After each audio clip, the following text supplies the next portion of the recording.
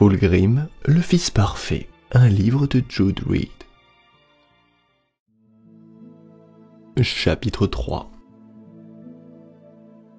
Gloire à Fulgrim, seigneur de la troisième radieuse. Le cri retentit dans l'intégralité de l'antique vaisseau spatial. Il rebondit en une multitude d'échos sur les vitraux et les dômes d'or étincelants. Des trompettes entonnaient une fanfare enjouée. Des doigts griffus, trop longs pour appartenir à des mains mortelles, jouaient des mélodies complexes sur des harpes recouverts de chair humaine, auxquelles se mêlaient des voix à la fois suaves et dolentes. Mélodies, rythme et harmonie fusionnaient pour composer un édifice transcendantal de sons et d'émotions. Des effluves parfumés encombraient l'air, saturé de fragrances florales et d'un remugle de viande avariée. Telle était le Vexation dans toute sa splendeur. Le vaisseau de guerre n'attendait plus que son seigneur pour que sa perfection soit totale. Gloire au presque Dieu, seigneur et commandeur, celui qu'on appelle le Phénicien, véritable héritier de l'impérium de l'humanité. Gloire à notre bien-aimé Père, source de tout ce qui est bon, image même de la perfection. Gloire à Fulgrim. Tamaris des Emperor Children, son armure immaculée et étincelante, ses cheveux soigneusement coiffés, joignit sa voix au cœur de ses frères et attendit que la porte du Phénix s'ouvre. Immense et ancienne, la porte était drapée d'un épais rideau de velours violet. Franchir ce seuil, c'était pénétrer dans le sein des saints de la Légion, le cœur vibrant du vaisseau où trônait le visage même de la perfection. Même si elle s'adressait à l'ensemble de la Légion, une telle invitation demeurait un honneur inimaginable. Mais plus ils attendaient, plus son impatience grandissait. Combien de temps allait-il encore devoir attendre? Il jeta un regard sur sa gauche et sur sa droite, là où ses frères les plus proches attendaient avec une sérénité qui leur enviait. Comment pouvait-il faire preuve d'un tel calme en de telles circonstances? Dans quelques instants, ils se retrouveraient en présence de leur Seigneur, le Dieu vivant à partir duquel ils avaient été façonnés, le Seigneur dont le sang noble coulait dans leurs veines. L'anticipation était esquisse, exaltante, insoutenable. Elle s'enracinait fermement dans cet espace liminal entre plaisir et douleur qu'il connaissait si bien. Il ferma les yeux et se focalisa sur la polyphonie enivrante de la musique qui emplissait ses oreilles. La fragrance entêtante des violettes et des roses, la saveur boisée de l'encens qui flottait à ses pieds, mais il ne parvenait pas à recouvrir sa sérénité. Il émit une commande subvocale aux auto-injecteurs de son armure, attendit la morsure acérée de l'aiguille contre la membrane qui entourait sa moelle épinière. Une douce chaleur se répandit dans sa colonne vertébrale avant de se diffuser dans son bassin, ses hanches, puis la concoction de Vennakar atteignit son cerveau et le monde acquit une clarté indescriptible. Quand il ouvrit les yeux, les couleurs étaient plus vives, les odeurs qui flottaient dans l'air évoquaient les parfums d'un millier de jardins d'agrément. La musique n'était plus un phénomène séparé de lui, il ne faisait qu'un avec elle. Son âme traversait la structure complexe sans effort, comme s'il parcourait un labyrinthe auditif qui le menait vers la perfection. Avec un sens de l'à-propos remarquable, la porte s'ouvrit. Les pans de métal s'écartèrent sans la moindre friction. La pièce située derrière le seuil aurait été magnifique, même sans les drogues qui saturaient son système nerveux. Mais grâce aux neurotransmetteurs synthétiques qui créaient de nouvelles connexions dans son cerveau, il se retrouva presque submergé par l'émotion. Des flammes teintées de violet brûlaient dans des braseros dorés. L'air était envahi de voluptés de fumée iridescentes, de minuscules particules scintillantes dansaient dans les lumières warp bleues et roses qui filtraient à travers le dôme de verre blindé du plafond. Salutations, frères de la troisième. L'enthousiasme de Tamaris fut brutalement douché. Malévole, bien sûr que Malévole serait là pour les accueillir. Debout à côté du bassin violet, au centre de la pièce, les bras écartés, parfait paragon des Emperor Children.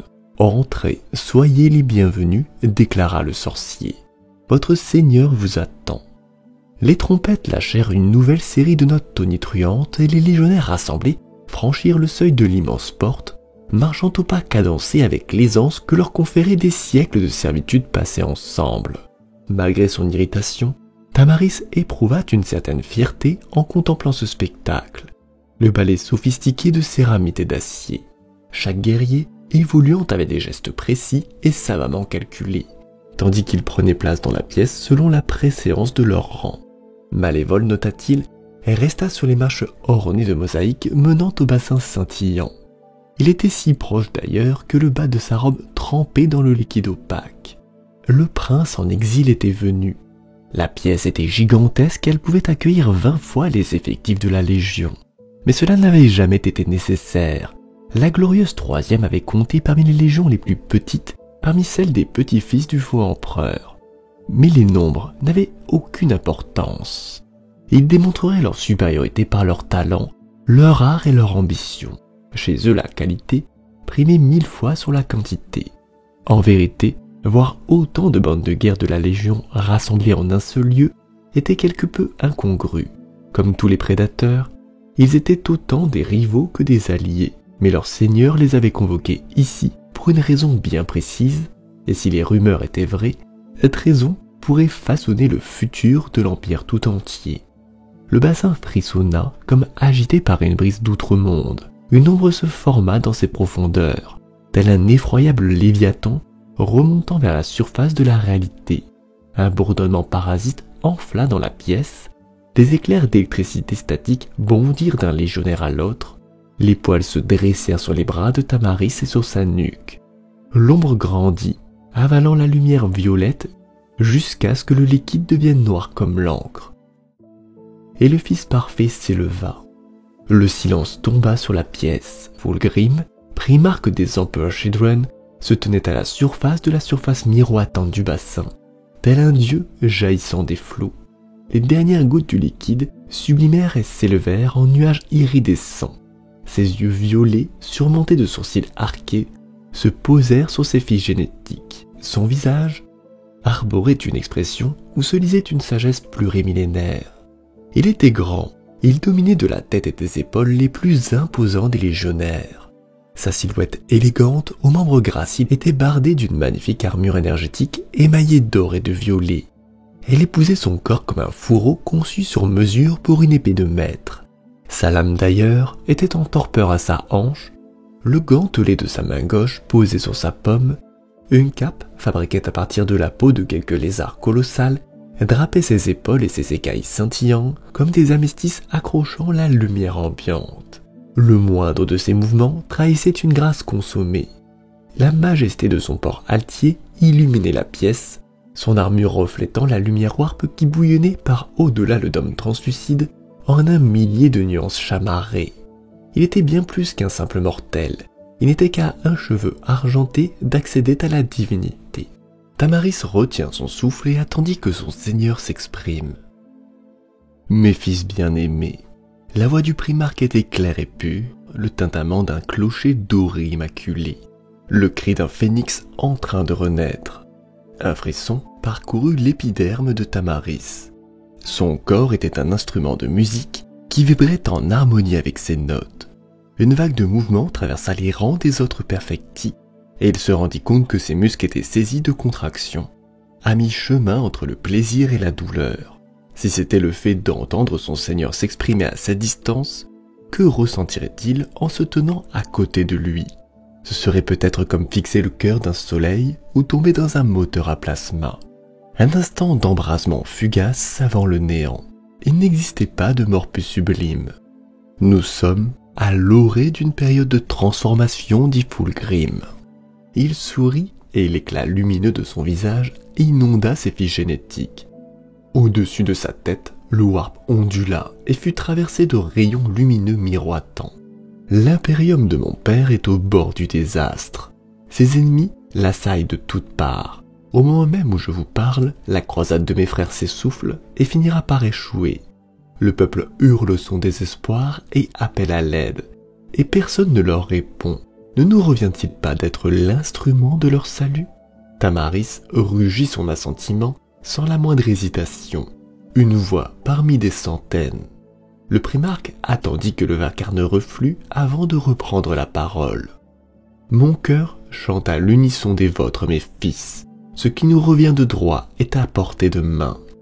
Tout ce que nous avons à faire, c'est tendre le bras pour cueillir la pomme d'or et goûter sa chair délicate.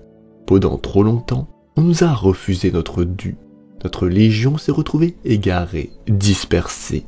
Nos désirs ont été soumis à l'urgence de la survie. Mais nous ne sommes pas des charognards, nous ne sommes pas des mendiants. Nous ne quémandons pas notre pitance comme des chiens dans une salle de banquet. C'est un sang royal qui coule dans vos veines, le sang des empires, le sang d'un dieu vivant. Un nouveau rugissement emplit la pièce, soutenu par une cascade de notes émises par des violents hurlements et les poumons des anciens, dont la voix résonnait comme des trompettes. Et vous avez gâché ces bienfaits, sans exception. Personne ne bougea. L'expression légèrement amusée avait disparu des traits du primarque, remplacée par un rictus méprisant. Regardez-vous, vous vous réclamez de la 3e légion, vous vous affrontez, vous vous efforcez d'atteindre la perfection, mais vous n'avez rien accompli du tout. Tamaris crut un instant que les yeux plissés de Fulgrim s'étaient posés sur les siens. L'espace d'un souffle, était-ce son imagination? Messire commença Malévol en faisant un pas en avant. Silence! Le sorcier tressauta comme si Fulgrim lui avait craché à la figure. L'impérium de l'humanité sera de nouveau à moi, déclara Fulgrim en faisant un pas en avant, sa grande cape ondulant dans son sillage comme le nuage lourd d'une tempête en approche. Mais je ne me battrai pas aux côtés d'imbéciles et d'incapables. Quand je retournerai sur Terra, ce sera à la tête d'une armée conquérante, digne de mon illustre personne. Une armée qui attestera du fait que je suis le seul capable de rebâtir le royaume détruit par la vanité de mon père. Ceux d'entre vous qui voudront se tenir à mes côtés, il fit un geste langoureux de la main et une silhouette sombre et difforme émergea derrière lui, si proche du primarque que Malévol fut contraint de faire un pas de côté. Devront faire leurs preuves, acheva Fulgrim. Le nouveau venu était vêtu d'une robe en toile de jute noire. Il était tellement voûté qu'il donnait l'impression d'être 2 fois plus petit qu'un homme de taille moyenne. Il était impossible de voir ce que dissimulait la robe, mais l'ossature de l'individu était clairement incongrue. Il était 3 fois plus large qu'un humain ordinaire, et ses manches laissaient apparaître 2 mains noueuses et difformes. Ses mains se levèrent en un geste mystique, et la seconde image d'une orbe de couleur plomb apparut en l'air, tournoyant paresseusement sur son axe à la lueur de la lumière warpe violette qui les surplombait. « Contemplez ce lieu où vous montrerez votre valeur », déclara Fulgrim, qui avait retrouvé son sourire éclatant. « Ce monde se creusait m'offense. Son peuple trime dans les ténèbres au nom de mon père. Ses habitants ploient sous le joug de ses mensonges, de sa foi dévoyée, et pourtant, certains parmi eux sont suffisamment lucides pour reconnaître mon statut divin. Mes dévots, des fidèles dévoués qui se sont élevés en mon nom. » Frappant la paume de sa main avec son gantelet gauche, et le bruit métallique se répercuta dans toute la pièce, jusqu'à ce que les cils de mon père les écrasent et les condamnent au bûcher. Je ne saurais tolérer cette insulte à ma dignité. Les clameurs précédentes furent éclipsées par un rugissement assourdissant qui fit trembler les cieux. Des poings et des lames furent brandis, des épées grondèrent dans leurs fourreaux comme si elles étaient avides de prouver leur valeur contre l'ennemi. Nous allons les repousser, nous brûlerons leurs temples, nous massacrerons leurs fidèles. Des trompettes tonitruantes se joignirent à la cacophonie. Le halo warp miroitant gagna en intensité jusqu'à ce que la salle tout entière se retrouve baignée d'une lueur aveuglante. Tamaris se focalisa sur la douleur qui brûlait sa rétine, sur la silhouette majestueuse qui se dressait devant lui et qui n'était désormais qu'une image rémanente noire imprimée sur un écran magenta. Le monde était trop lumineux, le son trop appuyé. L'ombre du primarque s'affichait sur les parois voûtées, immenses et monstrueuses. C'était trop, se dit-il. Ce n'était pas la perfection, c'était de l'excès. Et puis l'instant passa, la lumière s'estompa, les symboles et les braseros reprirent leur apparence habituelle et la pièce retrouva sa gloire d'avant. Fulgrim était redevenu ce noble prince au milieu de ses fidèles vassaux.